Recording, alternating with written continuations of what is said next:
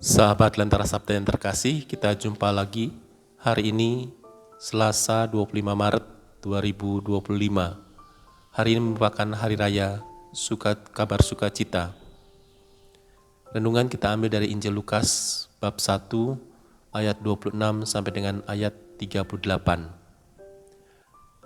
Sahabat Lentera Sabda yang terkasih, dalam Injil dikisahkan bagaimana Maria menerima kabar dari malaikat Gabriel bahwa ia akan mengandung dari Roh Kudus.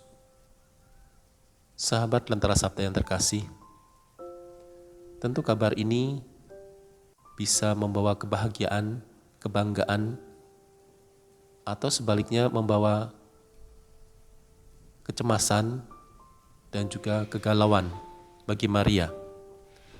Tapi rupa-rupanya Maria itu mengalami suatu keputusan untuk menerima kabar ini dan juga bersedia melaksanakan tugas untuk mengandung dan melahirkan putra Allah yang berasal dari Roh Kudus. Saya yakin bahwa Maria juga tidak tahu apa itu yang akan terjadi di dalam dirinya sementara ia akan mengandung dan bagaimana kelanjutannya.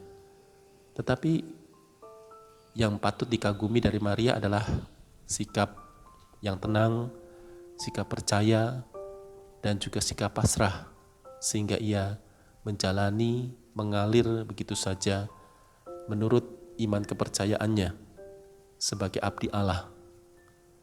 Oleh karena itu, Maria kemudian akhirnya memang memutuskan untuk menerima kabar ini dan juga melaksanakan tugas mulia yang dipercayakan Tuhan kepada dia untuk mengandung putra Allah.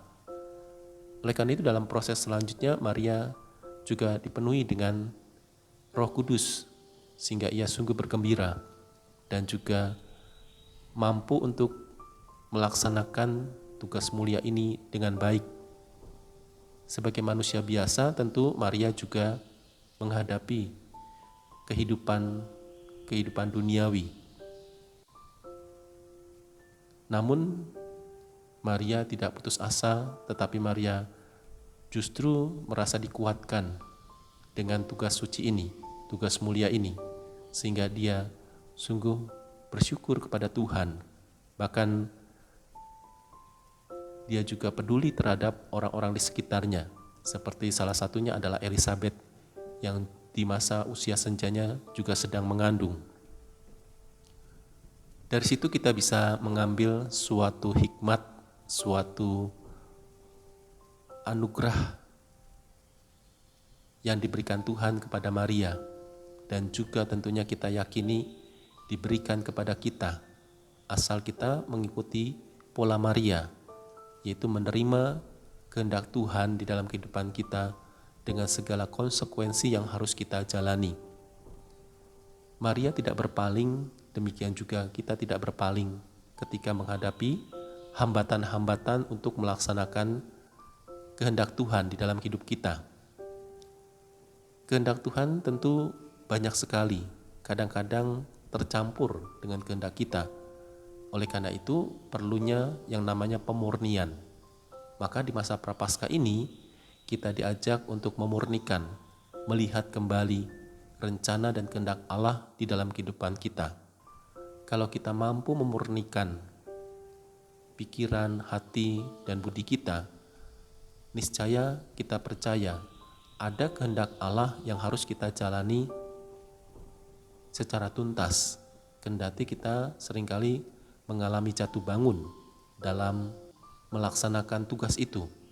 Tetapi karena keyakinan bahwa Allah senantiasa menyertai, Allah senantiasa memberkati, maka Allah akan menuntun kita sampai pada kesudahannya, sampai terjadinya kehendak itu di dalam kehidupan kita manusia. Seperti kalau Maria, ya sampai lahirnya Sang Juru Selamat Yesus Kristus, kendati harus mengalami penderitaan, ditolak dan sebagainya. Sahabat dan sahabat yang terkasih, semoga dalam masa Prapaskah ini hati kita semakin dipenuhi dengan iman, kepercayaan, yang mendalam kepada Allah, sehingga kita boleh menerima rahmat yang berlimpah, anugerah-anugerah yang kita perlukan di dalam kehidupan kita. Tuhan memberkati.